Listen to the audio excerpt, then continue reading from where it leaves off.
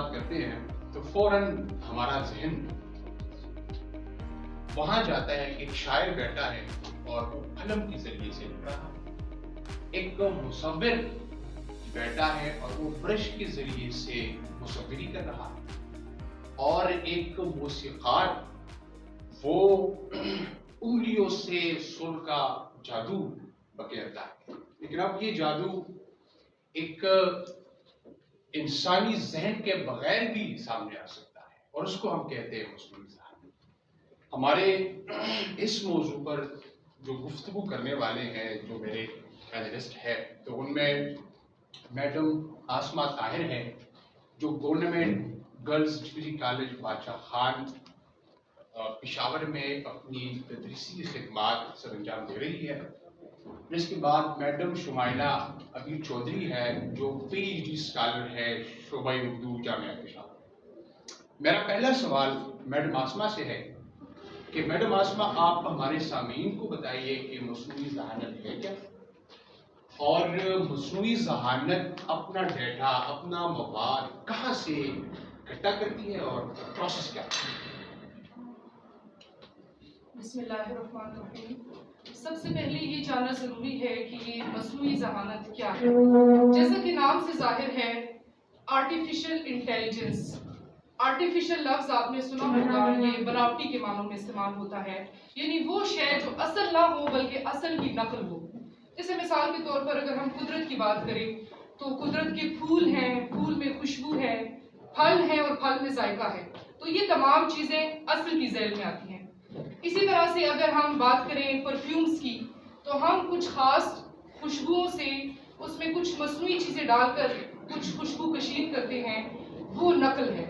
اسی طرح سے ہم جو آرٹیفیشل ذائقے بناتے ہیں، جیسے آپ نے مینگو جوس پی رکھے ہوں گے، اس طرح سے بہت سے ایسے ذائقے اب تو فلیورز انٹروڈیوس ہو رہے ہیں، اس کو ہم مصنوعی کی ذیل میں رکھتے ہیں۔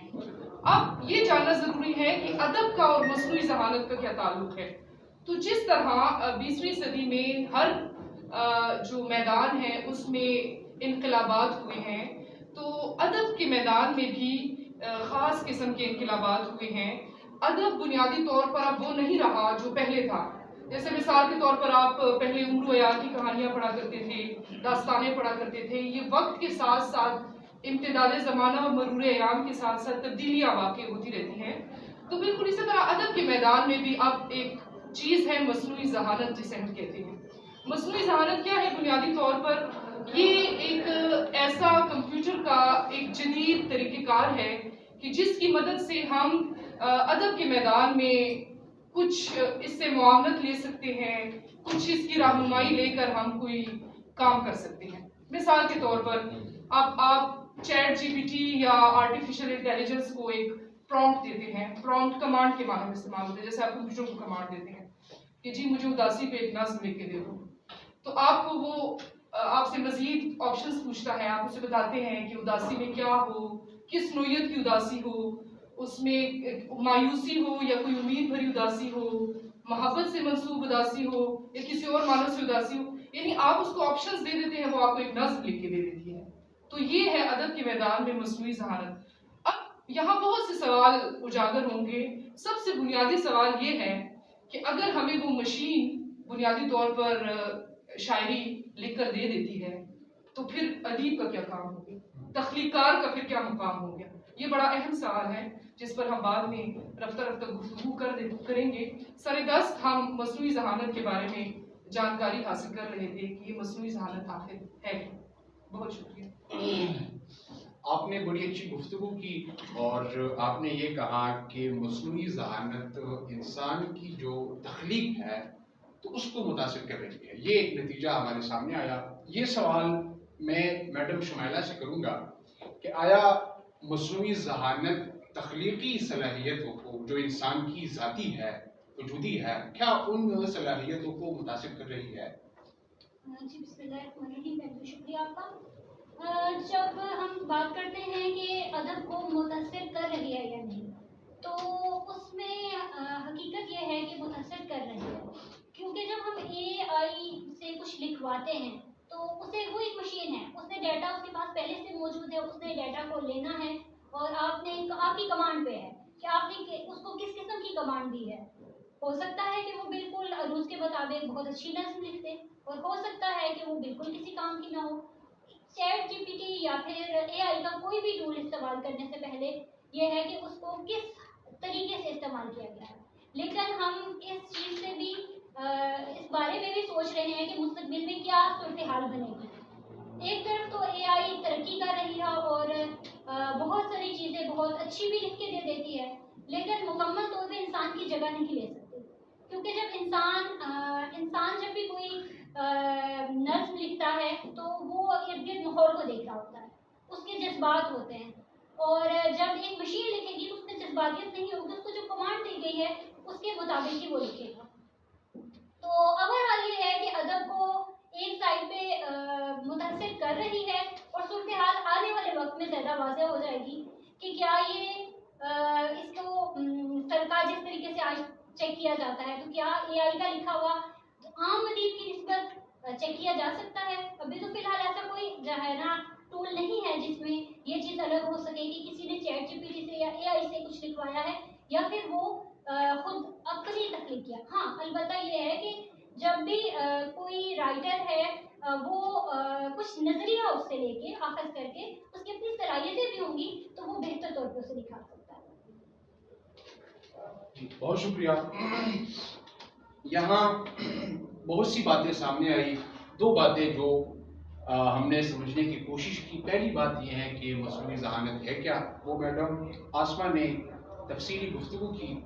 پھر جو دوسرا ہمارا سوال تھا وہ میڈم شمیلہ سے تھا کہ کیا مصنوعی ذہانت تخلیقی صلاحیتوں کو متاثر کر رہی ہے.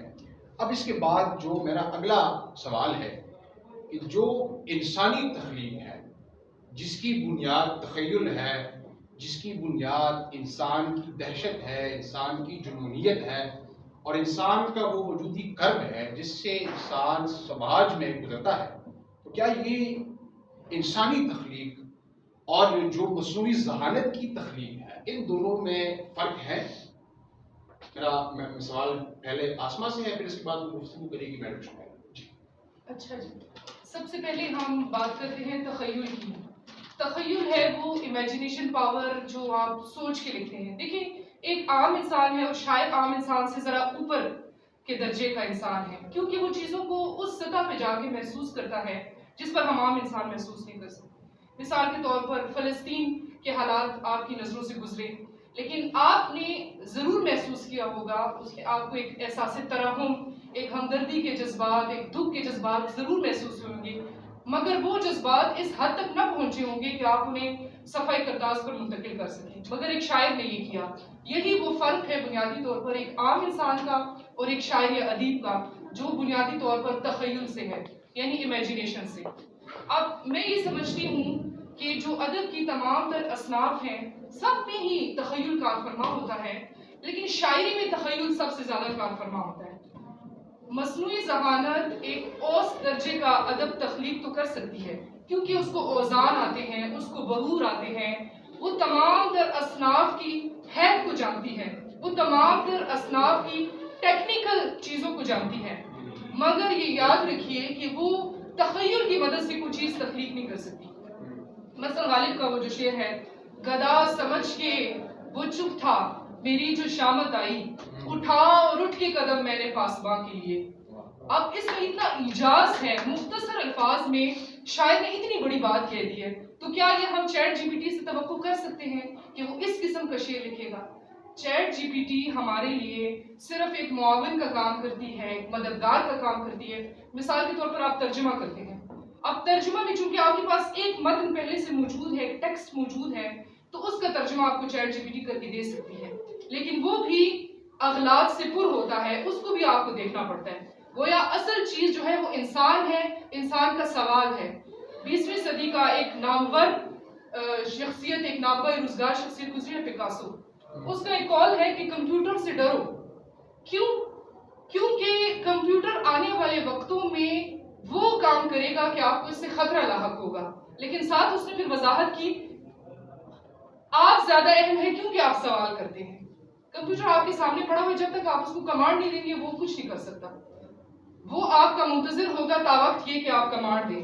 اسی طرح سے میں نے چیٹ جی پی ٹی سے سوال کیا کہ جی وہ میرے ذہن میں نون میم راشد کی نظم تھی حسن کو زگر، آپ سب نے پڑھ رکھی ہوگی، یہ نون میم راشد کی بڑی شہرۂ آفاق نظم ہے. حسن کو زگر جہاں زاد نیچے گلی میں تیرے در کے آگے یہ میں سوختہ سر حسن کو زگر ہوں. تجھے صبح بازار میں بوڑھے عطار یوسف کی دکان پر میں نے دیکھا تو تیری نگاہوں میں وہ تابناکی تھی میں جس کی حسرت میں 9 سال دیوانہ پھرتا رہا ہوں. جہاں زاد 9 سال دیوانہ پھرتا رہا ہوں. 9 سال کا یہ دور یوں مجھ پہ گزرا کہ جیسے کسی رنج بر کوزہ گر پر وقت گزرے. تغاروں میں مٹی کبھی جس کی خوشبو سے وارفتہ ہوتا تھا میں سنگ بستہ پڑی تھی. سراہی و مینا و جامو سبو اور فانوس و گلدہ میری ہیچ مایا معیشت کے اظہار فن کے سہارے شکستہ پڑے تھے. میں حسن کوزہ گر پا بگل خاک برسر برہنا شولیدہ منہ کسی واہمے کے گلولا سے خوابوں کے سیال کوزے بناتا رہا ہوں. یہ بہت طویل نظم ہے، آخری حصہ صرف سناتی ہوں جس میں اس کی بیوی سے مخاطب ہو کے کہتی ہے کہ اے محبت کے مارے محبت امیروں کی بازی. حسن کوزہ گر اپنے وہ اس کو کہتی ہے کہ اپنے بالوں بچوں پہ نظر کرو، اپنی محبت کو بھول جاؤ. اب یہ شہرۂ آفاق جو تخلیق ہے، میں نے چیٹ جی پی ٹی کو کمانڈ دی جس میں نے اس کو شرائط دی کہ جی تم مجھے محبت کی ایک نظم لکھ کے دو، ایک ایسی محبت کی نظم جس میں 9 سال کی داستان ہو. تو وہ نظم میں آپ کو سناتی ہوں. اب آپ اس کا موازنہ جو ہے وہ ایک عملی مثال سے کر سکتے ہیں. وہ نظم کے لیے مجھے یہاں سے سہارا لینا پڑے گا. سنیے ذرا. 9 سال گزر گئے جب پہلی بار تمہیں دیکھا تھا، وہ لمحہ وہ سانس ابھی تک دل میں رقصاں ہے. یادوں کی دھارے میں وہ ابتدا کی روشنی تمہاری آنکھوں میں جیسے کوئی خواب زندہ تھا. محبت کی پہلی پھول سی بھیگتی خوشبو 9 سال کی چاؤں میں پروان چڑھی.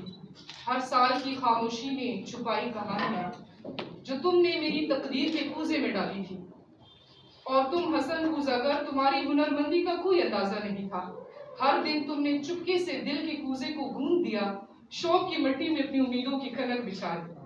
کبھی تم نے جب مسکرا کر کہا تھا محبت کو تو سچ میں گزرنا ہوتا ہے. اب آپ موازنہ کر سکتے ہیں، یہ بھی ایک اوسط درجے کی نظم ہے. اگر کسی نے نون میم راشد کی وہ نظم حسن کوزہ گر نہ پڑھی ہو تو اس کو یہ نظم بھی متاثر کرے گی. اس سے ہم اس نتیجے پر پہنچے کہ جو مصنوعی ذہانت ہے اس سے اوسط درجے کے ادیب کو خطرہ ہے. وہ ادیب جو کم ذہین ہے، جو عام خیال لکھتا ہے، جو خیال میں تخیل میں کسی اعلیٰ سطح پر نہیں پہنچتا. آپ نے دیکھا ہوگا آپ کے معاشرے میں بھی ایسے شعراء بھی ہیں جن کا تخیل کوئی بہت اعلیٰ سطح کا نہیں ہے. جیسے ایک عہد میں بہت سے شعراء پیدا ہوتے ہیں لیکن مشہور 2-4 ہوتے ہیں. اب غالب کے دور میں غالب کا نام بڑا اس لیے رہ گیا اپنی چند خصوصیات کی وجہ سے، ورنہ اس کے دور میں اور بھی تو بڑے شعراء گزرے ہیں. ہم یہ کہہ سکتے ہیں کہ جینوئن ادیب کو چیٹ جی پی ٹی سے یا مصنوعی ذہانت سے کوئی خطرہ لاحق نہیں ہے، کیونکہ اس نے عظیم رہنا ہے. اس کی بنیادی وجہ یہ ہے کہ اس کے پاس وہ اعلیٰ درجے کا تخیل ہے جو کہ چیٹ جی پی ٹی کے پاس نہیں ہے. پھر اس کے پاس اور بھی بہت سی کمیاں ہیں. وہ کمی ہے حسیات کی، تجربات کی.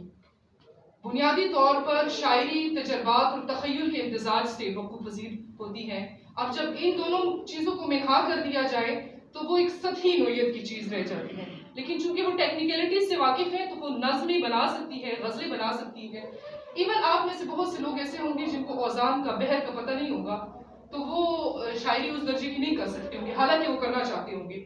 تو وہ چیٹ جی پی ٹی سے مدد لے کے شاعری کر سکتے ہیں. اس کو اپنا خیال بتائیں، آپ کے ذہن میں جو امیجز ہیں اس کو بتائیں، انہی امیجز کو اپنے جو ہے وہ پروسیسنگ ڈیٹا سے گزار کر آپ کو ایک نظم کی شکل میں جو ہے وہ آپ کے سامنے کر دیتا ہے. اچھا، ایک اور بڑی اہم بات ہے، چیٹ جی پی ٹی کے پاس حسد نہیں ہے، غصہ نہیں ہے، نفرت نہیں ہے، نوسٹیلجیا نہیں ہے. یہی چیز اس کی خامی بھی ہے اور خوبی بھی. کیسے؟ خامی اس طرح سے ہے کہ اس میں پھر وہ اعلیٰ درجے کی چیز جو کہ حسیات اور تجربات سے متشکل ہو کر سامنے آتی ہے وہ نہیں آ سکتی.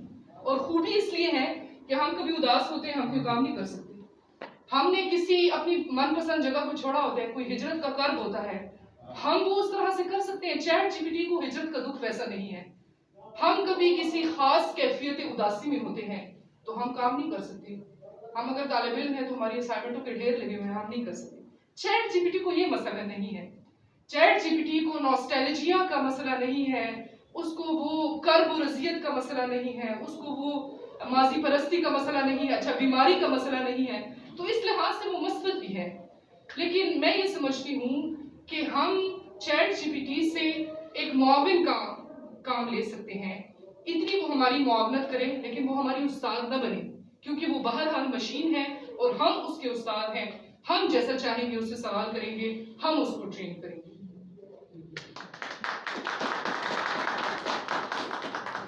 بڑی تفصیلی گفتگو آپ نے کی، اور یہاں میں ایک اضافہ بھی کروں کہ مصنوعی ذہانت عشق نہیں کر سکتی۔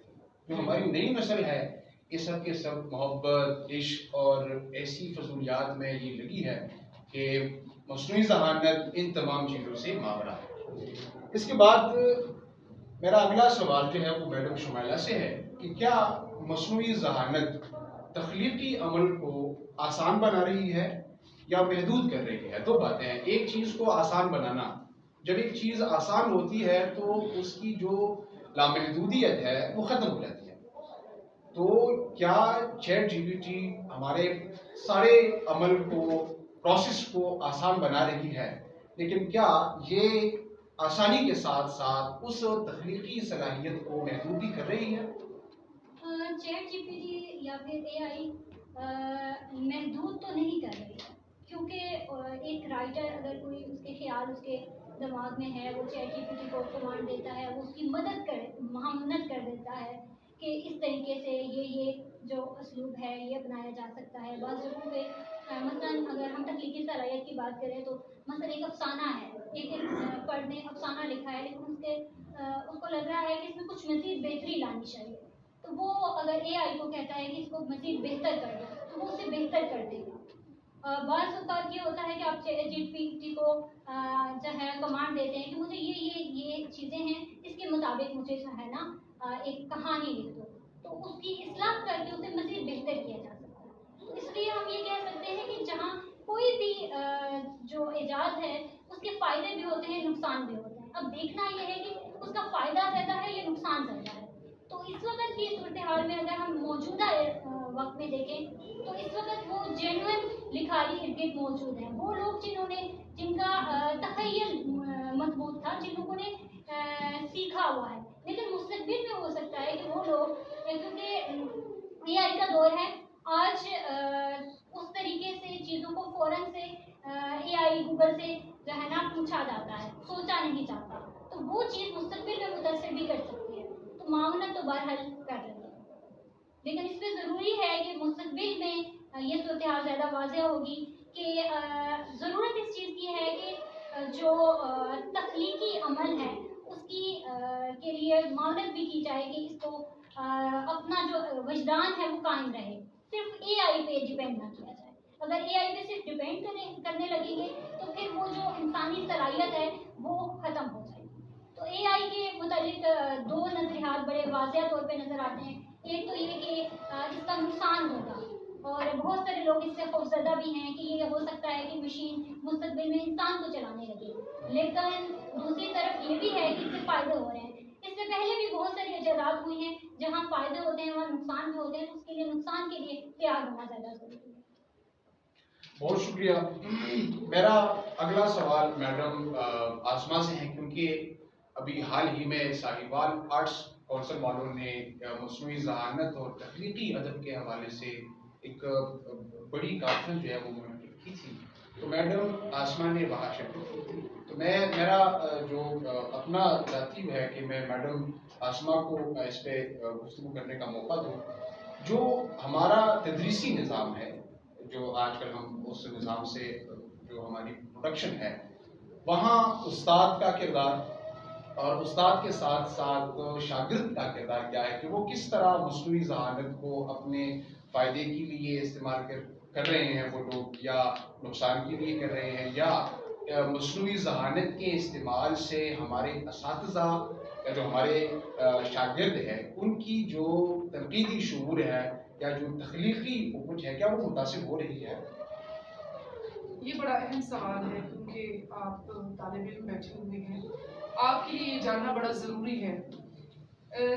پچھلے دنوں کی بات ہے کہ میں غالب کا مضمون پڑھا رہی تھی اور میں نے طالبات کو اسائنمنٹ دی کہ جی وہ جو غزل ہے ہزاروں خواہش ایسی کہ ہر خواہش پہ نہ نکلے، بہت نکلے میرے ارمان لیکن پھر بھی کم نکلے، اس کی تشریح کرنے کو دی۔ اگلے دن واقعہ یہ تھا کہ جب میں کھڑے ہو کے سب سے تشریح سن رہی تھی تو کم و بیش سب کی تشریحات یکساں تھی، تو مجھے ایک تو خوشی بھی ہوئی کہ جی یہ اتنا زیادہ جو ہے وہ سوچ اور تخیل اور خیال اور فکر کی اتنی مشترک جو ہے وہ سب کے ہاں ہمیں نظر آ رہی ہے، اور دکھ اس بات کا ہوا کہ ہماری طالبات کس طرف جا رہی ہیں۔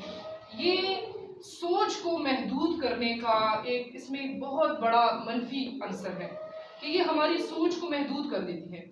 یعنی اب غالب جیسا بڑا شاعر کہ جس کی شروحات لکھتے لکھتے لوگ نہیں تھکتے، اتنی زیادہ تشریحات لوگوں نے کی، اتنی شرح ہیں غالب کے کلام کی، لیکن ہماری طالبات نے جو ہے وہ چند سطروں میں ہی غالب کی پوری غزل کی تشریح کر دی، اور وہ بھی سب کی یکساں۔ تو وہ نقطے جو نئے نئے نکلتے ہیں شاعری میں سے، وہ نئے تشبیہات و استعارات کے معنی و مفاہیم، وہ بین المتونیت، وہ پھر کہاں گئی؟ اصل میں غزل تو بنیادی طور پر ہے ہی رمز کا نام نا، غزل میں تو اشارے ہوتے ہیں، کنائے ہوتے ہیں، تشبیہات ہوتی ہیں، استعارات ہوتی ہیں، تلمیحات ہوتی ہیں، ایک یا دو الفاظ کے ذریعے ایک پورا پس منظر بیان ہوتا ہے۔ مثلا تیشے بغیر مر نہ سکا کوہ کن اسد، سرگشتہ خمار رسوموں کو یوں تھا۔ اب اس میں جو لفظ تیشہ ہے اس کے پیچھے ایک پورا بیک گراؤنڈ ہے، ایک کہانی ہے۔ اب چیٹ جی پی ٹی کے ڈیٹا پروسیسنگ میں اگر یہ تمام تر واقعات فیڈ نہیں ہیں تو وہ تو نہیں بتا سکتا۔ تو یہ ایک کمی میں سمجھتی ہوں کہ ہمارے طالب علموں کو، ایک تو یہ ہے کہ ان کو سہل بنا رہی ہے، تن آسان بنا رہی ہے، وہ تن آسانی جس کا اقبال جو ہے وہ رونا روتے رہتے تھے، تیرے صوفے ہیں افرنگی تیرے قالی ہیں ایرانی، لہو مجھ کو رلاتی ہے جوانوں کی تن آسانی۔ تو یہ تن آسانی کا پہلو، اس کا منفی پہلو ہے، کیونکہ اس نے ہماری نوجوان نسل کو بڑا ہے، وہ سوچتے نہیں ہیں۔ میں نے پھر اس کا ایک تجربہ یہ کیا کہ میں نے کلاس میں طالبات سے کہا اب میں جو غزل آپ کے پاس آپ کو دے رہی ہوں اس کے لیے آپ کے پاس معاون موجود نہیں ہے، تو اب آپ اس کی تشریح کریں۔ تو بڑے مثبت نتائج سامنے ہیں۔ مجھے بہت خوشی ہوئی کہ طالبات سوچ سکتی ہیں، مگر چونکہ ان کے پاس ایک آپشن موجود ہے تو وہ نہیں سوچتی۔ تو یہ چیز ہمیں دیکھنے کی ضرورت ہے کہ کہاں کہاں یہ ہمارے لیے مسائل پیدا کر سکتی ہے، کہاں اس کے منفی نتائج ہیں جن سے ہمیں ڈرنے کی ضرورت ہے۔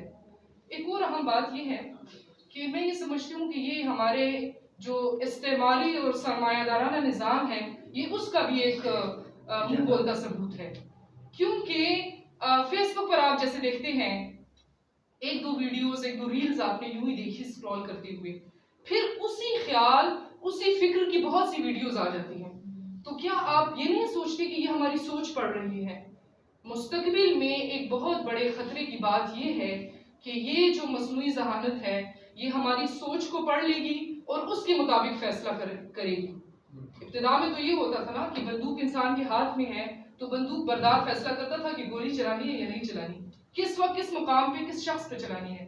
لیکن اب ڈرنے اور گھبرانے کی ضرورت ہے کہ اب جو ہے وہ بندوق خود سے فیصلہ کر لے گی۔ ایک اور اس میں خامی یہ ہے کہ یہ جنسی موضوعات پر نہیں لکھتی، اس سے معذرت کر لیتی ہے، فلسطین کے واقعات پر نہیں لکھتی، کشمیر کے واقعات پر نہیں لکھ سکتی، لیکن جو تعصبات ہیں ان کو ہوا دیتی ہے، جو سرمایہ دارانہ نظام ہے، جو نوآبادیاتی نظام کے جو منفی لائحہ عمل ترتیب دیے جا رہے ہیں ان پر لکھتی ہے۔ تو میرا ذاتی طور پر یہ خیال ہے کہ یہ بھی ایک مغربی یلغار کی بہت بڑی شکل ہے جو ہمارے اوپر مسلط کی جا رہی ہے، اور ہم اس کی اندھا دھند تقلید کیے جا رہے ہیں۔ بہت شکریہ۔ جس طرح آپ بات نے کہا تھا کہ مصنف اب مر گیا ہے، یہ آپ سب کے علم میں ہے، اور ایک جینون ادیب کا مرنا اس سماج کی یتیمی پر دال ہوتا ہے، تو میرا سوال اس سٹیٹمنٹ کو بنیاد بنا کر میں کرنا چاہتا ہوں اپنے پینلسٹ سے کہ کیا قاری اور مصنوعی ذہانت مل کر ایک ایسی چیز کی تخلیق یہ دونوں کر رہے ہیں جو انفرادی طور پر ایک شخص نہیں کر سکتا؟ یعنی قاری اور مصنوعی ذہانت مل کر جو تخلیق سامنے آ رہی ہے، کیا وہ تخلیق انفرادی طور پر ممکن ہے؟ انفرادی طور پر ممکن ہے؟ انفرادی طور پہ آپ کے سوال کی نوعیت میں صحیح سمجھ نہیں سکتی ہوں کہ انفرادی طور پہ ایک کاوش کوئی بھی رائٹر جب لکھتا ہے تو وہ اس کی اپنی کاوش ہوتی ہے. جب وہ رائٹر اے آئی سے لکھواتا ہے تو اس میں سملرٹیز بہت زیادہ آ جاتی ہیں. ایک رائٹر نے جو لکھا اس نے ایک کمانڈ اس کو دی, اس نے جو چیز اس کو لکھ کے پیش کر دی, وہی کسی دوسرے نے اس سے ملتا جلتا خیال دیا تو وہ سیم اسی طرح کی چیز لکھ دے گا. اس کے لیے یہ نہیں ہے کہ فلاں بندے نے یہ چیز مجھ سے لکھوائی تھی, اس کی ملکیت ہے.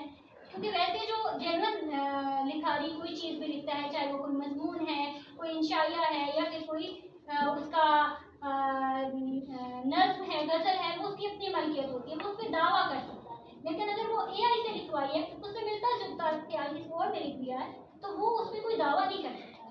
تو اس کے لیے ہو سکتا ہے کہ مستقبل میں کوئی ایسا ٹول بن جائے جو اس چیز کو مد نظر رکھے کہ یہ کس کے لیے لکھ کے دیا ہے, یہ اسی کی ملکیت رہے, یا پھر وہ الگ سے پہچانا جا سکے کہ یہ اے آئی کا لکھا ہوا ہے یا پھر کسی جرمن لکھاری کا.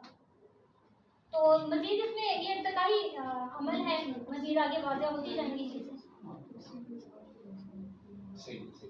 اچھا جی, یہ اتنی گفتگو ہوئی, اس گفتگو سے جو باتیں سامنے آئی تو وہ مختصر ان تمام باتوں کا میں ایک اجمالی جائزہ آپ کے ساتھ شریک کر رہا ہوں. جو پہلی بات سامنے آئی وہ اصلی تخلیقیت ہے اور جو مصنوعی تخلیقیت ہے.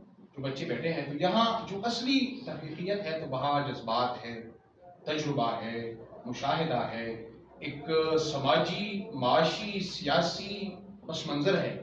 چیٹ جی پی ٹی میں یہ چیزیں نہیں ہوتی. آپ کو جس طرح میڈم آسما نے کہا کہ آپ ایک موضوع پر آپ گفتگو کرنا چاہتے ہیں اور آپ ان سے پوچھیں کہ یہ آپ لکھ کے دے دیں, تو وہ وہی چیزیں ان چیزوں کی ریمیکسنگ کر کے آپ کو ایک نئی تخلیق کی آزادی ادیب کو دی جائے. تو یہ ایک نعرہ لگا تھا. پھر اس کے بعد جو اصلی تخلیقیت ہے وہاں ایک تخلیقی آہنگ موجود ہوتا ہے. چیٹ جی پی ٹی کی تخلیق میں وہ تخلیقی آہنگ, وہ تخلیقی موسیقیت, وہ تخلیقی ترنم نہیں ہوتا. جس طرح میڈم آسما نے نظمیں سنائی, ایک راشد کی نظم تھی اور ایک اسی موضوع کو بنیاد بنا کر وہ نظم لکھی تھی مصنوعی ذہانت نے. تو دونوں نظمیں ہم نے سنی. جو پہلی نظم میڈم نے سنائی تو میں سمجھ رہا تھا کہ حسن پوزاگر میرے سامنے ہے, ایک تصویر جس کو آپ کہہ سکتے ہیں کہ امیجری, تمثال کاری میرے سامنے ہو رہی تھی. لیکن جو دوسری نظم میڈم سنا رہی تھی تو وہ بالکل ایک مصنوعی, جس میں بناوٹ تھی اور ایک مخصوص پیمانے پر وہ نظم لکھی گئی. اس کے بعد جو سوال سامنے آتا ہے, میڈم آسما نے اس طرف اشارہ بھی کیا.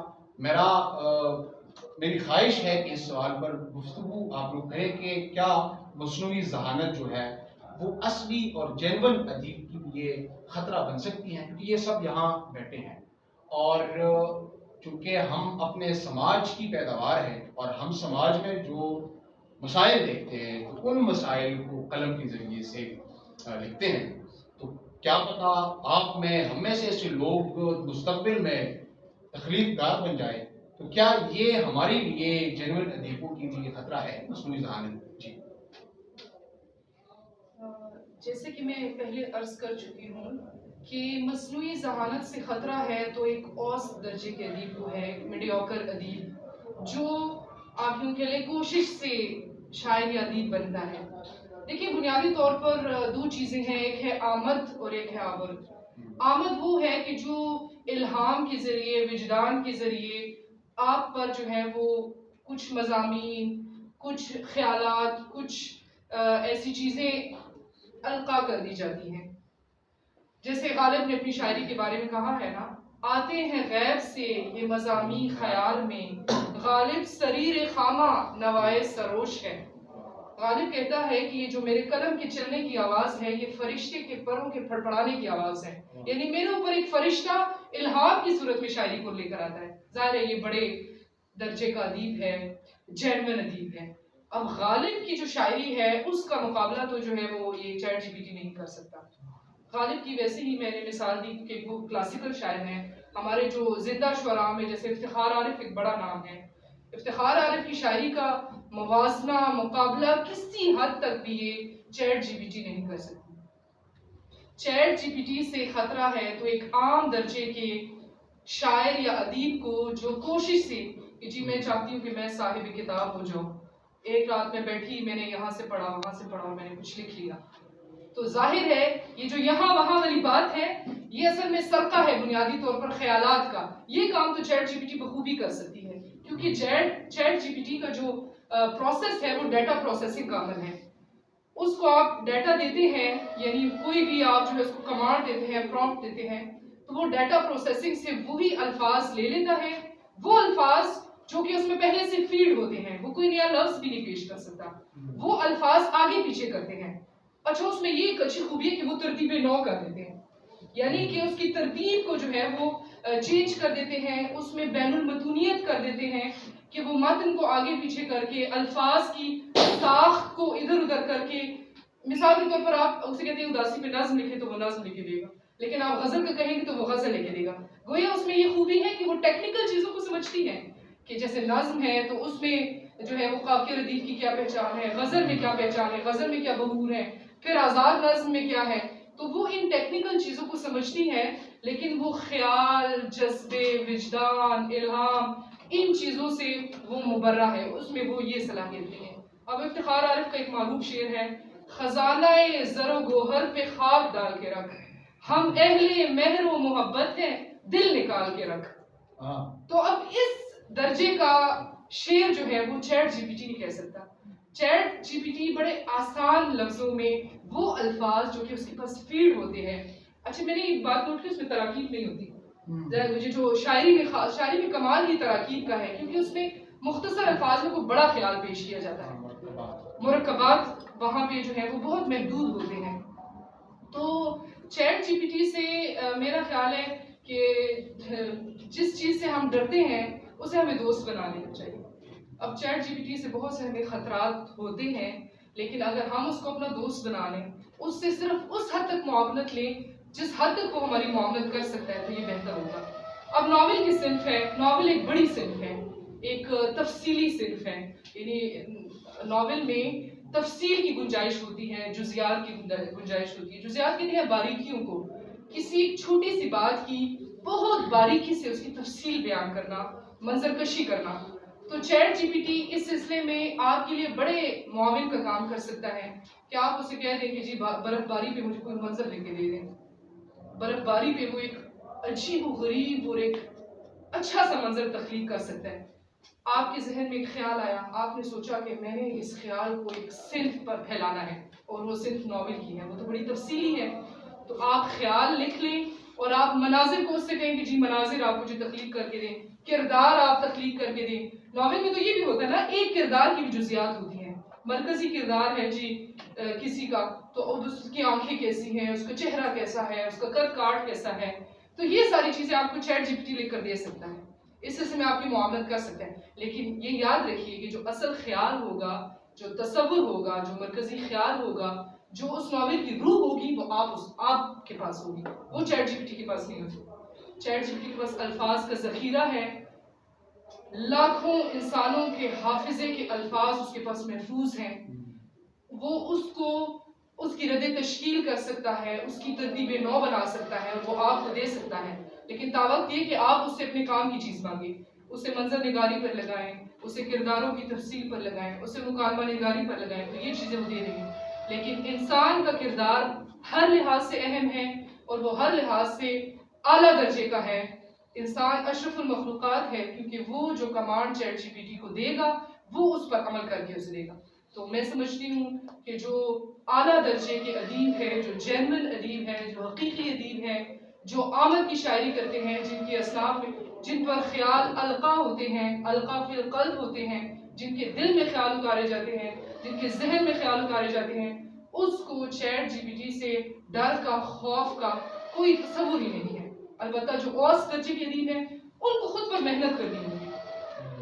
وہ الفاظ جو کلیشے کی حیثیت اختیار کر چکے ہیں, جو گھس پٹ چکے ہیں, عام ہو چکے ہیں, اس پر ان کو کام کرنے کی ضرورت ہے. اور اب مقابلہ سخت ہو گیا ہے. اب ایک عام درجے کا ادیب یا شاعر اس دور میں وہ مقام حاصل نہیں کر سکتا جو کہ وہ آج سے 50 برس پہلے حاصل کر سکتا ہے، کیونکہ اب اس کے مقابلے کی ایک ایسی چیز آ گئی ہے کہ جو اسے چیلنج کرتی ہے کہ تم اپنا مقام، اپنا مرتبہ، اپنی حیثیت، اپنی صلاحیت کیسے منواؤ گے؟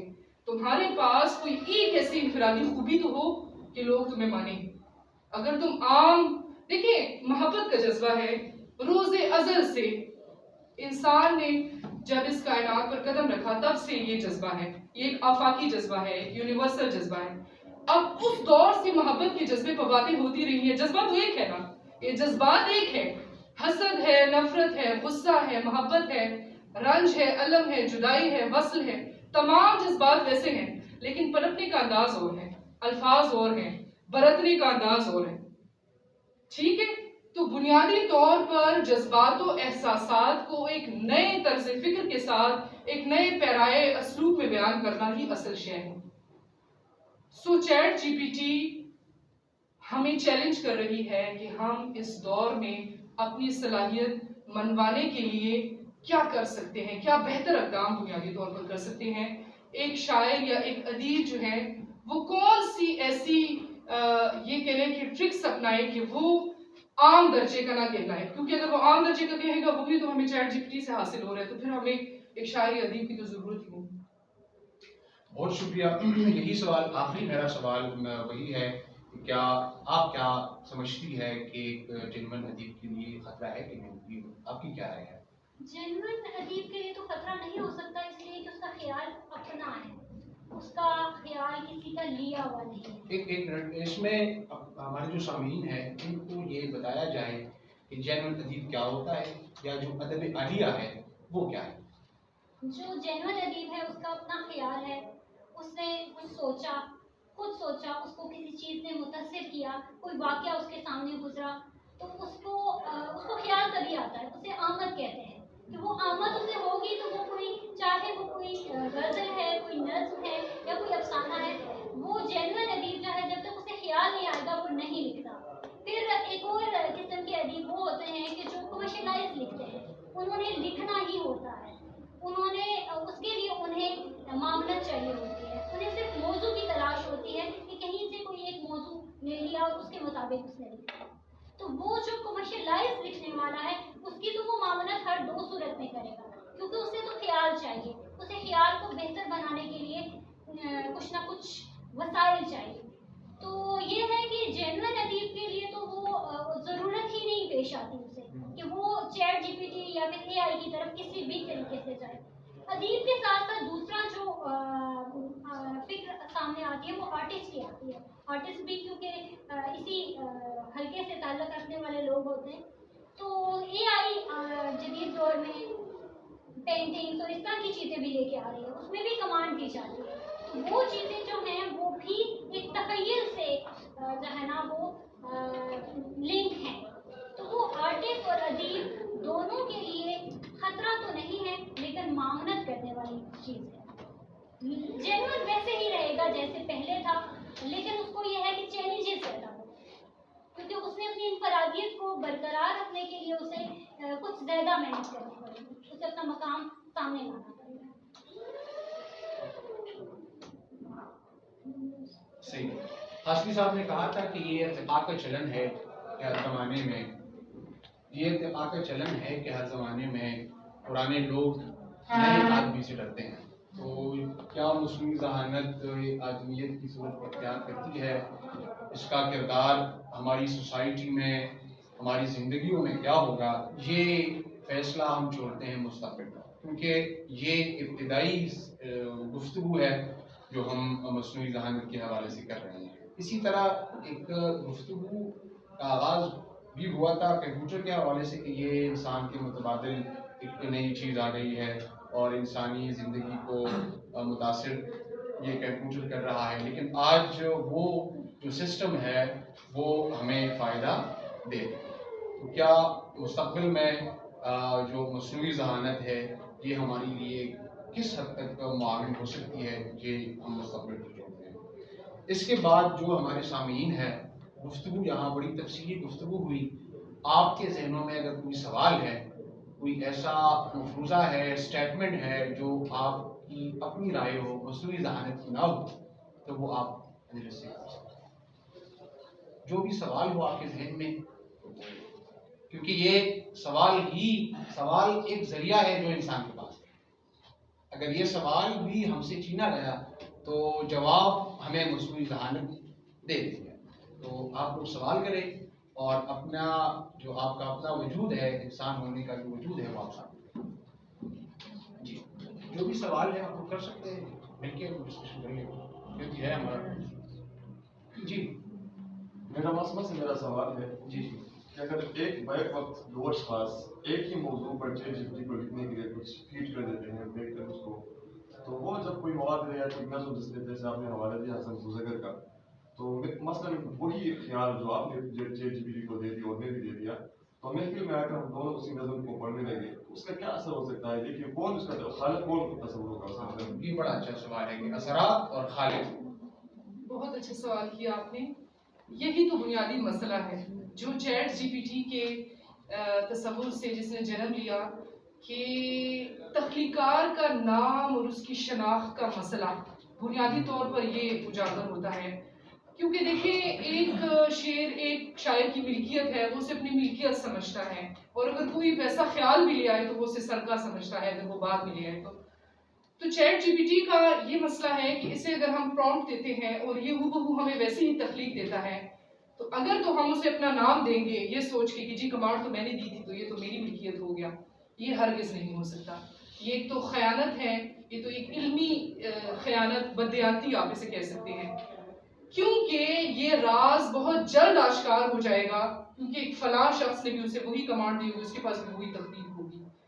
اگر تو اب بعض بچے ایسے ہوتے ہیں کہ وہ یہ سوچتے ہیں کہ یہ تو بڑا آسان ہے صاحب کتاب ہونا، کہ ہم چیٹ جی پی ٹی کو کمانڈز دیں گے اور وہ ہمیں جو ہے وہ نظم غزل لکھ کے دیتا رہے گا، ہم اس کو کمپائل کر کے اپنے نام سے پبلش کر دیں گے۔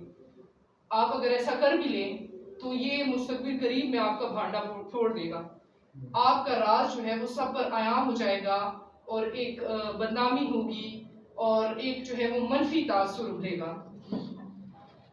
یہ شناخت کا مسئلہ ہے بنیادی طور پر، جو آپ یوں کہہ لیں کہ اس کی منفی حیثیت کو اجاگر کرتا ہے، کیونکہ ظاہر ہے کہ ایک چیز جو میں نے لکھوائی ہے، جو آپ وہ دونوں ایک جیسی ہیں، اور کل کو آپ جو ہے وہ کسی محفل میں اپنے نام سے پڑھتے ہیں، ہم اپنے نام سے پڑھتے، دنیا تو گول ہے، آپس میں انسانوں سے ٹکرا جاتے ہیں، تو وہ راز جو ہے وہ فاش ہو جاتا ہے، اور یہ ایک بڑا منفی قسم کا جو ہے وہ تاثر پیدا ہوتا ہے۔ تو اس لیے میں سمجھتی ہوں کہ اس سے ہم ایک معاون کا کام لے سکتے ہیں، اس سے ہم تخلیقات کا درجہ نہیں دے سکتے کہ ہم اس کو مکمل طور پر کلی طور پر ایک خالق ہی بنا دیں، یا اس کو اپنے نام سے پھر منسوب کر کے یا چھپائیں، یا ہم اسے اپنی ملکیت سمجھیں، ایسا ممکن نہیں۔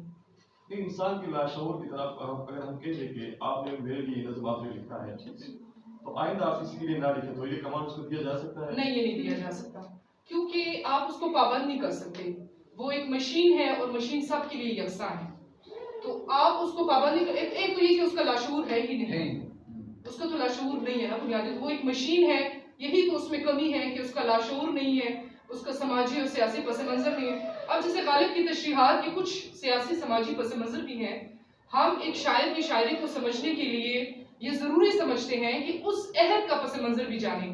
مثال کے طور پر اب کرونائی عہد میں جو ادب لکھا گیا، اب اس عہد کا پس منظر جانے بغیر ہم اس کی تشریح نہیں کر سکتے۔ یہ جاننا ضروری ہے کہ آیا اس دور میں جب کرونا آیا تو حالات کیا تھے، لوگوں پر اس کے اثرات کیا تھے، معاشرہ جو ہے وہ کس نہج پر پہنچ چکا تھا۔ سیاسی سماجی پس منظر کا مطالعہ ہونا بے حد ضروری ہے، اور چیٹ جی پی ٹی میں یہ جو مطالعہ ہے یہ محدود ہو جاتا ہے، یہی وجہ ہے کہ اس کی تشریحات محدود ہے، اس کی شروحات میں خاص قسم کی حد بندی ہے، وہ اس حد بندی سے آگے نہیں بڑھ سکتا۔ تو یہ مسائل بہرحال چیٹ جی پی ٹی میں موجود ہیں۔ جی میرا کوشچن میم شمائلہ سے ہے کہ اکثر اس طرح ہوتا ہے کہ ہم کوئی چیز لکھ رہے ہوتے ہیں تو اپنی رائٹنگ کو جو ہے زیادہ بہتر بنانے کے لیے ہم کچھ سینونمز وغیرہ یوز کرتے ہیں۔ فار ایگزامپل ایک لفظ ہے بیوٹیفل، تو میں چاہتی ہوں کہ میں اس کو تھوڑا مختلف طریقے سے لکھوں، لیکن میرے ذہن میں اس کے مطابق الفاظ نہیں ہیں، تو چیٹ جی پی ٹی سے اس کے سینونمز جو ہے وہ مانگ کر اپنی رائٹنگ میں ایڈ کرنا، تو یہ صحیح ہے؟ یہ تو ہو سکتا ہے نا, وہ تو آپ مدد لے رہی ہیں وہاں سے. جی اور یہ ہاں بالکل, آپ اس سے الفاظ کے معنی پوچھ سکتی ہیں, آپ اس سے جو ہے کوئی بھی معلومات تو آپ لے سکتی ہیں, لیکن اس کو یہ ہے کہ اس معلومات کو کراس چیک کر لیں تو وہ زیادہ بہتر ہے. کیونکہ بعض اوقات خاص طور پہ ادبی حوالوں سے تحقیق کے کچھ چیزیں ہیں جن پہ وہ غلط معلومات دیتی ہیں. مثلا آپ کتابوں کے نام اس سے پوچھ لیں, وہ آپ کو درست نہیں بتا. بالکل ڈیٹس بھی تقریباً کچھ چیزوں میں وہ بہت اچھی ہے. مثلا اگر آپ نثری نظم لکھواتے ہیں, اس سے آپ اپنا سارا ایک وہ دے دیتے ہیں کہ یہ ہے, اپنے سارے الفاظ دے دیتے ہیں, تو وہ آپ کو بہت اچھی نظم لکھتے ہیں. لیکن جو اگر آپ اس سے ایک غزل لکھنے کا کہہ دیں تو ہو سکتا ہے کہ وہ اچھی نہ لکھے, اس میں تو بندی زیادہ معلوم ہے. آپ کے سوال کو سامنے رکھ کر ہم یہ بھی کہہ سکتے ہیں کہ جو مدد ہم اساتذہ سے لیتے تھے یا گھر میں جو ہمارے بڑے ہوتے تھے, پہلے زمانے میں ایسا تھا کہ جو ہمارے بڑے تھے ایجوکیشن ان کی زیادہ تھی, تو ہم ان لوگوں کے ساتھ بیٹھتے تھے کہ ہمیں اس چیز کی تفہیم کرائے. تو یہ کام اب مصنوعی ذہانت کر ہے, ہمیں کسی کے پاس جانے کی ضرورت نہیں ہے. ہم اگر ہمیں کوئی مسئلہ سامنے آتا ہے تو ہم وہاں رجوع کرتے ہیں کہ یہ مسئلہ مجھے ہے, جس طرح آپ نے کہا کہ یہ چیزیں میں لے سکتی ہوں, تو لیکن دیکھیں جیسے کہ میم شمائلہ نے کہا کہ کراس چیک کرنا بڑا ضروری ہے. پچھلے دنوں ہمارے استاد نے ہمیں ایک لطیفہ سنایا تھا کہ جو پشاور یونیورسٹی کے شعبہ اردو کا مجلہ ہے خیابان, اس میں کسی مصنف کی کچھ تحریریں شائع ہوتی تھی, تو کلاس میں اسائنمنٹ دی گئی کہ جی فلاں مصنف کے بارے میں آپ کچھ لکھ کر لائیں. تو وہ طالبہ نے چیٹ جی پی ٹی سے مدد حاصل کی. اس نے کہا کہ یہ طب کا بڑا اچھا ڈاکٹر ہے اور اس کی فلاں کتابیں آ چکی ہیں, اور یہ مطلب اس نے سارا طب کے بارے میں لکھا. اب یہ دیکھیں یہاں اب یہ بڑا ضروری ہے کہ انسان اس کو چیک کر لے. ایک نام کے دو اشخاص بھی تو ہو سکتے ہیں. کچھ ایسے کلاسیکل نام ہیں, کچھ ایسے کلاسیکی دور کے لوگ ہیں, ایسے نامور روزگار ہیں کہ جو ایک نام کے دو نہیں ہو سکتے, یا جو اتنے معروف ہیں کہ ان کی ایک پہچان, ایک شناخت بن چکی ہے, تو وہ تو چیٹ جی پی ٹی کے پاس سیو ہیں. لیکن جیسے کہ میں نے عرض کیا کہ موجودہ ڈیٹا پر یہ انحصار کرتا ہے, تو اس کے پاس وہ ڈیٹا اتنا ہی تھا ایک طب کے ڈاکٹر کا. تو یہ کراس چیک کرنا بڑا ضروری ہے, مکمل طور پر اس پہ اکتفا نہیں کرنا, بلکہ کچھ اپنی معلومات, کچھ عقل سلیم بھی استعمال کرنی ہے. جی میرا کوشچن یہ ہے کہ ہم چیٹ جی پی ٹی کے ایتھیکل یوز اردو میں, شعبہ اردو میں اس طرح کورس کا یہ حصہ ہے کہ نہیں ہے؟ اگر ہے تو ہم اس کو کس طرح بہتر انداز میں کر سکتے ہیں؟ اگر نہیں ہے تو آیا اس کی ضرورت ہے آئندہ ٹائم میں اگر ہم اس کی امپورٹنس کو دیکھ لیں تو کہ تاکہ ہم چیٹ جی پی ٹی کی ایتھیکل یوز کس طرح اسٹوڈنٹس کو سمجھا دیں اور اس کو ہم کورس کا حصہ کس طرح بنا سکتے ہیں؟ دیکھیے اب تو چیٹ جی پی ٹی جو آرٹیفیشل انٹیلیجنس ہے, اس پر کورسز ایک تو شروع ہوئے ہیں, آن لائن کورسز کروائے جاتے ہیں جس میں اس کا طریقہ کار اور اخلاقی حدود و قیود سکھائی جاتی ہیں. تو ابھی فی الوقت تو یہ ہمارے ہاں باقاعدہ کسی مضمون کی صورت میں اتنا نہیں آیا کہ جتنی اس کی ضرورت ہے, لیکن میرا یہ خیال ہے کہ مستقبل میں آئندہ 10-20 برس میں یہ بطور مضمون جو ہے وہ اتنا زیادہ آ جائے گا کہ ہر بچہ جو ہے وہ اس کو سیکھنے کی جیسے پہلے سافٹ ویئر انجینئرنگ وغیرہ تھی, سائنس اینڈ ٹیکنالوجی تھا, کمپیوٹر سائنس تھا, بی ایس سی ایس تھا, لوگ ضروری سمجھتے تھے کہ اب جو ہے یہ عصر حاضر کی یہ بنیادی ڈگری ہے, یہ ہونی چاہیے تو آپ کو کہیں بھی جابس مل سکتی ہیں. آئندہ آنے والے وقت میں یہ مصنوعی ذہانت کی جو ڈگری ہے, آرٹیفیشل انٹیلیجنس کا جو یہ اب آئندہ آنے والے وقت میں سمجھتی ہوں کہ یہ ضروری ہو جائے گا. اور ہاں ہمیں اپنے طلبہ و طالبات کو یہ سکھانے کی ضرورت ہے کہ اگر آپ مصنوعی ذہانت سے مدد لیتے ہیں تو آپ کو کن اخلاقی حدود و قیود کا پابند ہونا ہے. جیسے آپ تھیسس کرتے ہیں, آپ مقالہ لکھتے ہیں, اس میں آپ سرکے کی آپ کو اجازت نہیں ہوتی جسے ہم پلیجرزم کہتے ہیں. ہمیں سکھایا جاتا ہے کہ آپ نے آن لائن جو ٹیکسٹ ہے اس کو جھوم کتو نہیں پیش کر دینا, بس کہ اس کے ریفرنس دینا ہے, اس کا حوالہ دینا ہے, حوالہ نمبر ڈالنا ہے. یہ آپ کی اخلاقی ذمہ داری ہے یا آپ کی علمی ایمانداری ہے. اگر یہ نہ ہو تو پھر تو کوئی فائدہ نہیں ہے نا. علم جب آپ حاصل کرتے ہیں تو آپ بہت سی ایک اخلاقی حد میں آ جاتے ہیں, ایک آپ کی جو ہے وہ حد مقررہ ہوتی ہے جس سے آپ اگر باہر نکلیں گے تو آپ خود یعنی اپنا پھر محاسبہ کر سکتے ہیں. تو جیسے اس بچی نے عرض کیا کہ میں اس سے ہیلپ لے سکتی ہوں, تو دیکھیں یہ تو ایک ڈکشنری کا کام ہے. جیسے ڈکشنری ہم کھولتے ہیں, ایک لفظ کے کئی متبادلات ہوتے ہیں, اور ان متبادلات کو سیکھنے کے لیے ہم ان چیزوں سے مدد لے سکتے ہیں. اب الفاظ ہے نا، الفاظ تو صدیوں سے ایسے ہی چلے آ رہے ہیں، کچھ وقت کے ساتھ ساتھ زبان میں شامل ہوتے چلے گئے، تو وہ تو کسی کی ملکیت نہیں ہے، وہ ہم لے سکتے ہیں. لیکن اگر ہم کوئی خیال چوری کرتے ہیں، وہاں سے لیتے ہیں، تو یہ ظاہر ہے کہ اخلاقی بددیانتی ہے، ہمیں نہیں لینا چاہیے. ہمیں صرف اس سے اسی حد تک معلومات لینی چاہیے جس حد تک ایک خاص اخلاقی دائرے میں آتی ہیں. ہمیں اپنی طالبات کو بھی یہ سمجھانے کی ضرورت ہے. جیسے کہ میں نے شروعات یا تشریح کا ذکر کیا، تو وہ بھی درست نہیں ہے. آپ اس سے اپنی فہم کے لیے لے سکتے ہیں کہ چلیں آپ کو کچھ لفظ، کچھ الفاظ ایسے مشکل ہوتے ہیں جن کے آپ کو معنی معلوم نہیں ہے، تو الفاظ کے معنی کی حد تک تو وہ ٹھیک ہے، لیکن اس سے زیادہ کی آپ کو اجازت نہیں ہے، کیونکہ ایک تو یہ آپ کی سوچ کو پابند کر دے گا. اب ایک شعر ہے، اس کی کئی بے شمار معنی نکلتے ہیں. مثلا ایک اساس سے شعر ہے، مومن خان مومن کا شعر ہے، تم میرے پاس ہوتے ہو گویا جب کوئی دوسرا نہیں ہوتا. یہ اتنا آسان شعر ہے کہ غالب نے اس کے بارے میں کہا تھا کہ مجھ سے میرا سارا دیوان لے لیا جائے لیکن ایک شعر مجھے دے دیا جائے. کیوں؟ کہ اس میں اتنے آسان الفاظ ہیں کہ کوئی لفظ مشکل نہیں ہے، لیکن اس کی مثال لانا مشکل ہے. اب اگر آپ چیٹ جی پی ٹی کو یہ شعر دیتے ہیں تو وہ اس کی ایک محدود سے معنی آپ کو دے گا. آپ کی سوچ محدود ہو جائے گی، آپ غور و فکر نہیں کریں گے، تفکر و تدبر نہیں کریں گے. لیکن اگر آپ خود سوچیں گے تو آپ اس سے 5-6 معنی بیک وقت نکال سکتے ہیں. تو یہ چیز ہے. وہاں سے آپ نے جو معنی و مفہوم لیا وہ آپ کے ذہن کا خود ساختہ معنی و مفہوم نہیں ہے، سو اخلاقی اعتبار سے آپ بددیانتی کے زمرے میں آگے. لیکن اگر آپ نے وہ جو شعر ہے بڑا معروف سا، اس میں مشکل الفاظ ہے، کاوہ کاوے سخت جانی ہائے تنہائی نہ پوچھ، صبح کرنا شام کا لانا ہے جوئے شیر کا. اب اس میں اگر جوئے شیر کسی کو نہیں سمجھ آتا تو وہ معنی سیکھ لے، کاوہ کاوے سخت جانی کا معنی سیکھ لے، لیکن اس کی جو شرح ہے وہ اپنی سوچ فہم عقل سے کرے تو زیادہ بہتر ہے. باقی مصنوعی ذہانت ایک ڈسپلن کے طور پر سامنے آ رہی ہے.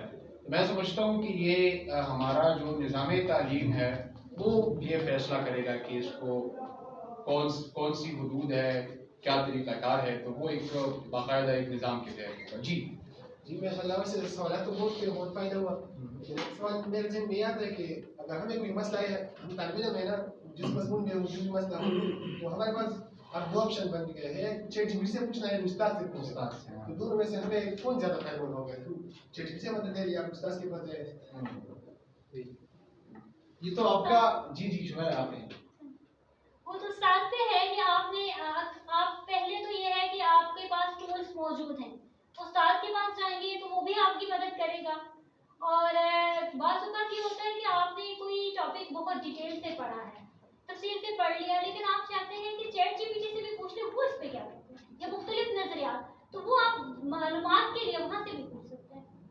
وہ معلومات میں اضافہ ہی کرے گا آپ کا، لیکن آپ کی بنیادی معلومات آپ کے پاس ہونی چاہیے. اگر بنیادی نہیں ہوں گی تو آپ ڈی ٹریک ہو سکتے ہیں. باقی ایک میں سمجھتا ہوں کہ اعلیٰ طالب علم وہی ہے جو اپنے استاد کو بھی سنے، چیٹ جی پی ٹی کو بھی سنے اور وہاں سے مدد لے، اور پھر اپنی ایک رائے قائم کرے، اپنی ایک اسٹیٹمنٹ قائم کرے. تو یہ میں سمجھتا ہوں کہ یہ اعلیٰ طالب علم ہے. یہی تحقیق کا اصول بھی ہے. مثال کے طور پر ایک سوال ہے تخلیقی عمل کیا ہے. اب بہت سے نابغہ روزگار شخصیات اس پر لکھ چکے ہیں، تو آپ کے لیے جاننا ضروری ہے کہ جی وزیر اعلیٰ نے کیا کہا ہے، شمیم حنفی نے کیا کہا ہے، شمس الرحمان فاروقی نے کیا کہا ہے، استاد نے کیا کہا ہے، چیٹ جی پی ٹی نے کیا کہا ہے. پھر ان سب کو پڑھتے ہوئے آپ کی ذاتی رائے کیا بنی ہے وہ بھی لکھیں.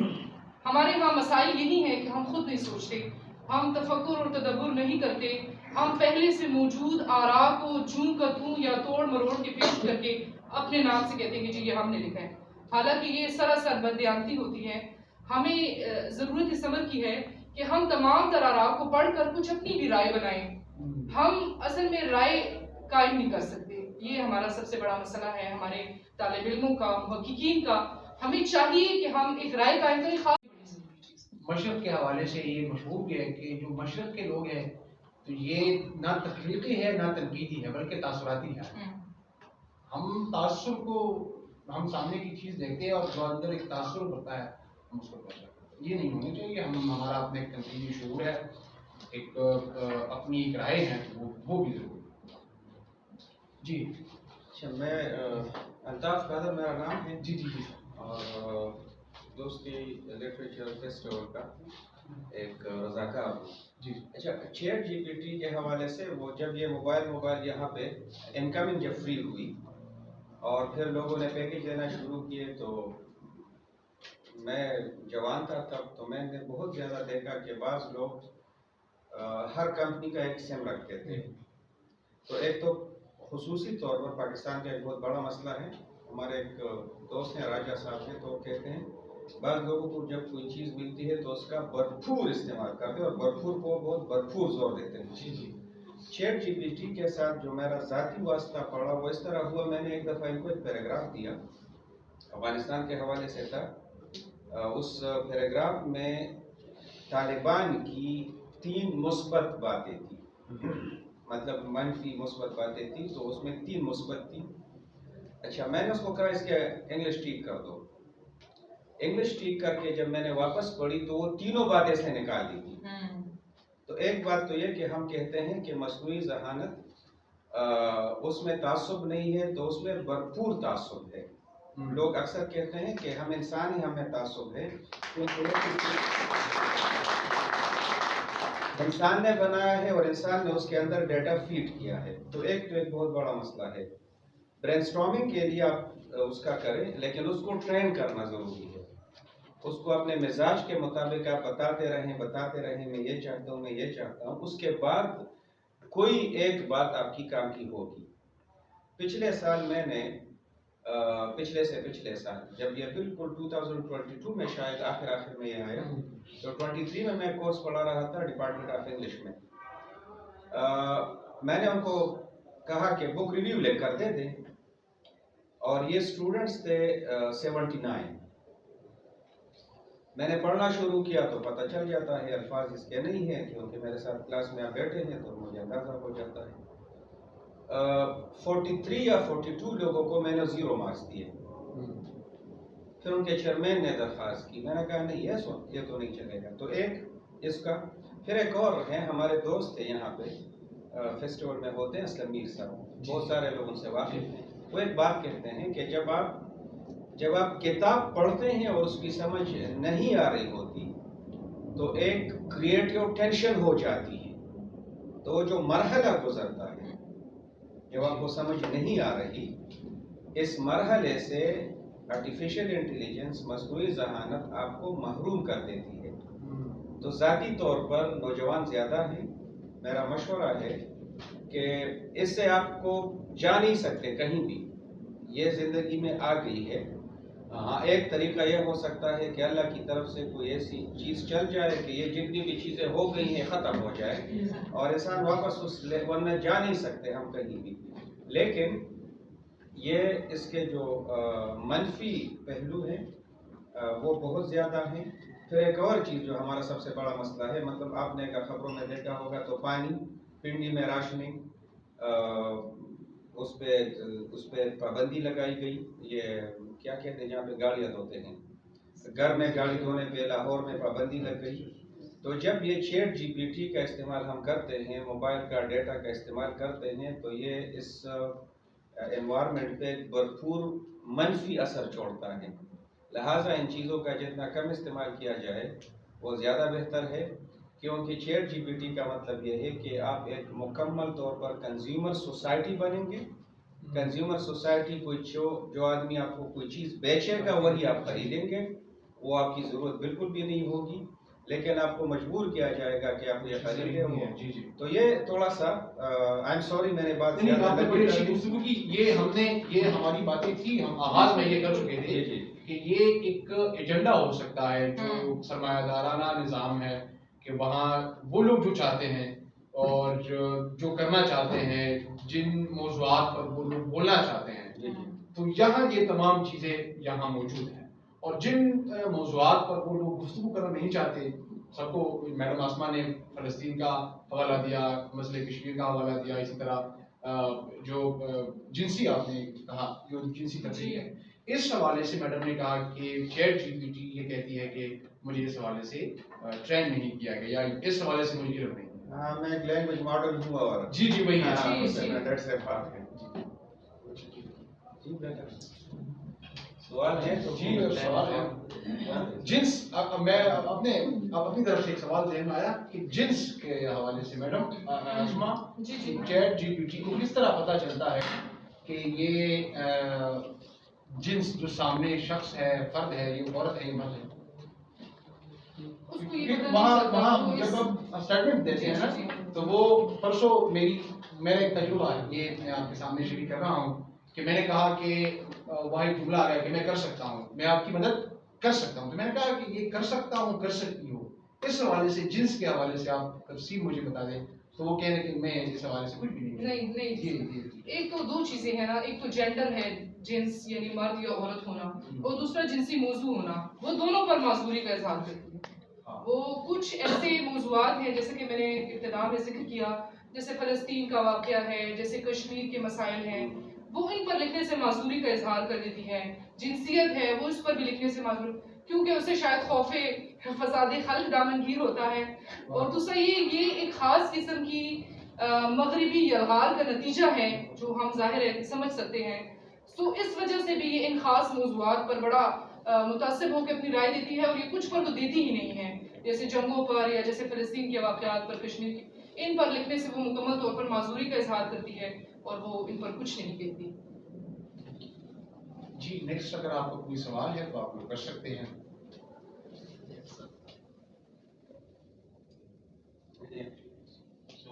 تھینک یو سر جی جی آپ سوال کریں سوال یہ ہے کہ اگر یہ چیٹ جی پی ٹی یا اے آئی اتنی ترقی کر رہے اور مستقبل میں کرے گا تو یہ استاد وغیرہ مطلب تو اس مستقبل میں ہمارے لیے کوئی استاد سے یہ زیادہ ہمارے لیے پھر فائدہ مند ہوگا اس جو استاد کیونکہ اکثر طور پر دیکھا گیا ہے کہ استاد بھی ہمیں جی جی یا اس کا استعمال جو استاد کی جو حیثیت ہے وہ کیا ہے دیکھیں بہت زیادہ ترقی ہو رہی ہے بعض تو ایسے بھی ممالک ہیں جہاں پہ رپورٹس پڑھانا شروع کر چکے ہیں تو ممکن ہے کہ ایسا بھی ہو جائے کسی وقت میں کہ رپورٹس آپ کو پڑھائیں لیکن ایک استاد کی عظمت ایک استاد کی حیثیت ایک میں سمجھتی ہوں کہ کچھ عرصے تک یہ جوں کی تو رہے گی اس کی وجہ بنیادی طور پر یہ ہے کہ استاد ایک خاص تعلیم میں پک کر پکتا ہے اس کے پاس صدیوں کا نچوڑ ہوتا ہے صدیوں کا تجربہ ہوتا ہے صدیوں کا مشاہدہ ہوتا ہے جو رپورٹس آپ کو پڑھائیں گے وہ بھی خاص محدود تناظر میں پڑھائیں گے جیسے انگلش گرامر آپ کو پڑھا رہے ہیں تو وہ جیسے ہم تو جب پڑھاتے ہیں بچوں کو تو ہم اپنے ذاتی تجربات بھی شیئر کرتے ہیں عملی زندگی سے ان کو مثالیں دیتے ہیں پریکٹیکل لائف سے ان کو بتاتے ہیں کہ یہ چیز یہ ہے رپورٹس میں یہ چیز مفقود ہوگی ہاں وہ ممکن ہے کہ جیسے جیسے ایجادات ہو رہی ہیں ممکن ہے کہ استادوں کی جگہ رپورٹس لے لیں لیکن بہرحال ان میں یہ وہی کمیاں ہوں گی وہ کجیاں ہوں گی جن کا ذکر ہم پہلے کر چکے ہیں کہ بہرحال وہ صدیوں کے تجربات نچوڑ ان کے مشاہدات وہ وجدان وہ کیفیت وہ مطالعہ وہ سب مفقود ہوگا رپورٹس میں پہلے سے فیڈ شدہ معلومات ہوں گی ایک خاص علم ہوگا سپاٹ ہوگا استاد کا تو اپنا ایک انداز ہے زیر و بم ہے اس کے آواز کا ایک خاص اتار چڑھاؤ ہے ایک خاص ذہنی کیفیت میں جا کر وہ آپ کو پڑھاتا ہے لیکن رپورٹس میں یہ چیز نہیں ہوگی تو یہ وقت کے ساتھ ساتھ ہم دیکھیں گے لیکن یہ یقین ہے کہ ایسا ہوگا لیکن بہرحال وہ وقت آنے میں شاید ابھی بڑا ٹائم ہے اور پھر اب پاکستان جیسے پسماندہ ملک میں تو ابھی بڑا وقت ہے سو آپ اتنی شدت سے انتظار نہ کریں فی الحال تو یوٹیوب سے کام یہ چلا رہے ہیں نا یوٹیوب سے کام چلا رہے ہیں وہاں پہ کچھ ویڈیو اپلوڈ ہیں تو انسان نے ہی کی ہے کیونکہ استاد کا ایک اور بھی ہے نا وہ استاد صرف نہیں طالب علم بھی جب ہم پڑھتے ہیں یا بات کر رہے ہیں منصور صاحب بھی ہمارے ساتھ بات کر رہے ہیں تو بعض دفعہ ایسا ہوگا کہ کسی طالب علم نے یا کسی نے سوال پوچھا تو منصور صاحب بات کرتے ہوئے کوئی ایسا جواب دے دیتے ہیں بعد میں منصور صاحب خود سوچتے ہیں کہ یار یہ بات تو میرے ذہن میں پہلے کبھی نہیں آئی یہ آرٹیفیشل انٹیلیجنس روبوٹ میں نہیں ہو سکتا مدارس والے کتنے آپ میں سے جی آپ مدارس والے ہیں نا یہ وہ جو آپ استنباط کرتے ہیں نا فقہ کی اصطلاح میں جو استنباط ہے میں ایک نالائق آدمی ہوں مجھے نہیں پتا اچھا وہ چیز آپ اس دوران ہی کر دیتے ہیں बाज़ दफ़ा जब आप पढ़ रहे होते हैं तो नई नई शरह नई नई राहें खुलती हैं।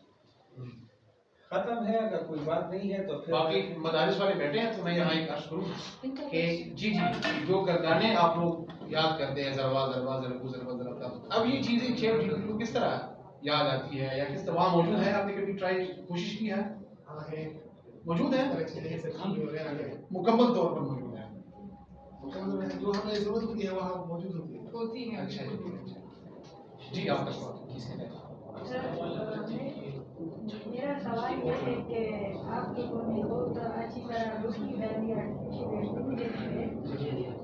अगर आप थोड़ा सा स्टूडेंट को ये बताएं कि आर्टिफिशियल इंटेलिजेंस का फ्यूचर में जॉब इंडस्ट्री पे क्या असर पड़ेगा? जी देखिए, मैंने पहले भी कहा कि पाकिस्तान जैसे पसमानदा मुल्क में अभी वो हालात नहीं हैं जो खतरात आपको महसूस हो रहे हैं कि शायद अब जॉब्स नहीं मिलेंगी। जैसे मिसाल के तौर पर एक आम सी मिसाल मैं देती हूँ ट्रांसलेटर की, मुतरजम की। कुछ शोबाजात में बाकायदा तर्जुमे करवाए जाते हैं, उसके पीछे ख़ास मकासद होते हैं। जैसे कोई नया नावल आया है उर्दू में, उसका जो है वो इंग्लिश में फ़ौरन तर्जुमा कराना, फिर उसका हिंदी में तर्जुमा कराना, इसके लिए ट्रांसलेटर्स होते हैं, उनको उसकी जॉब्स की बाकायदा तनख्वाह दी जाती है। तो क्या चैट जीपीटी के आने से उनको जॉब मुलाजमत से बेदखल किया जाएगा? नहीं, ये इतना जल्दी मुमकिन नहीं है। आइंदा आने वाले 50, 100, 300 बरसों में भी मैं समझूं कि पाकिस्तान जैसे मुल्क में अभी ये इतना जल्दी मुमकिन नहीं है। ये कोई मगरिब नहीं है कि जहाँ इतनी तेज़ रफ्तारी से तरक्की हो कि इतनी जल्दी जो है वो इनकलाब हो, तब्दीली आ जाए। पर यहाँ तब्दीलियाँ आने में भी सदियाँ लगती हैं। हम तो बुनियादी तौर पर चूँकि जहनी और फिक्री तौर पर अंग्रेज़ के अब तक ग़ुलाम हैं, मगरिब के ग़ुलाम हैं, सो हम उनकी तहारीक को, उनकी तमाम तर चीज़ों को मेहमान कबूल करते हैं, बखुशी कबूल करते हैं। तो जो तहरीकें मगरिब में आती हैं वो फिर यहाँ ऐसा ऐसा आपको मैं यहाँ एक दिलचस्पी की बात बताऊं कि 1950 में वहाँ पर ये बहस शुरू हुई और आज आप हिसाब लगाएं कि ये बहस यहाँ कब आई है। 1956 में वहाँ पहली आर्टिफिशियल इंटेलिजेंस पर कॉन्फ्रेंस मुनक्किद की गई थी और आप तसव्वुर करें कि हम उससे कितना पीछे हैं। तो ये असर पड़ेगा, लेकिन पहले तो मगरिब में पड़ेगा, उसके बाद आहिस्ता आहिस्ता यहाँ पड़ेगा। इतना जल्दी ये मुमकिन नहीं है कि जो उस्ताद की जगह आपकी क्लासरूम में रोबोट्स खड़े हो जाएं, ट्रांसलेटर की जगह आपकी मशीनें ले लें, ऐसा मुमकिन नहीं। बाकी हमारा माशरा रवायती है, बिल्कुल यहाँ मजहब जो है एक डोमिनेंट पोजीशन है, मजहब की अक़दार है।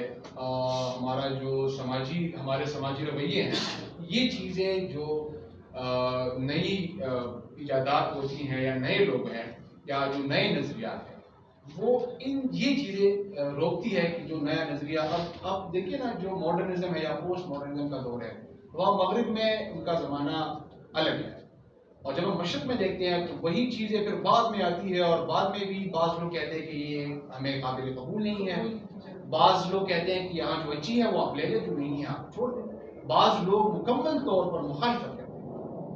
तो हमारा जो माशरा है ये रिवायती है, यहाँ मजहब है, अक़दार है, एक हमारा जो अपना एक ओपिनियन है, हमारी आरा है, वो मौजूद है। तो मैं समझता हूँ कि ज़माना एक अरसा गुजरेगा और फिर इसके बाद ये चीज़ हमारे क्लासरूम्स में या हमारे घरों में काम करेगी। और यहाँ तो खैबर पख्तूनख्वा में तो आर्टिफिशियल इंटेलिजेंस के बगैर लोगों को नौकरियों से निकाल देते हैं। ये ज़्यादा अलमनाक बात है। ये आप यूनिवर्सिटी को देख लें, प्राइवेट कॉलेज देख लेते हैं। और उसकी ये है ना दोबारा से आए हैं और सीधे 1 महीने के बाद एक और चीज़ भी है कि कबूलियत, समाज कितनी कबूलियत है। क्योंकि आपने को देखा होगा कि 2019 में जब वबा आई तो उस वक्त ऑनलाइन क्लासेस हुई, कितने लोगों ने इंटरेस्ट से वो क्लासेस ली। कबूलियत भी होगी क्योंकि एक जो रवायती तरीका है उसके जो लोग आदी हैं वो उसे कबूल कर पाएंगे। फिर जिस तरीके से भी आप देख रहे हैं कि PDF का दौर आ गया है, तो बहुत सारे लोग हैं वो PDF को नहीं कबूल कर पाते हैं, इसलिए कि उन्हें ई बुक के लिए जो है ना के बजाय वो किताब खरीदना पसंद करते हैं क्योंकि वो रवायती तरीके के आदी हैं। तो वो ये है कि नई जनरेशन हो सकता है जो इसके बाद अगली आने वाली जनरेशन है वो उसी के आदी होंगे, तो वो जो है उस चीज़ को कबूल कर लेंगे और उस सूरत हाल को भी हम अपनी मौजूदगी में ये काम नहीं another question? So should we end this session? Thank you so much for your active participation, and thank you so much speakers and moderators for this amazing session. Now I would like to invite Sir Altaf Qari to present the certificates to our speakers and moderators.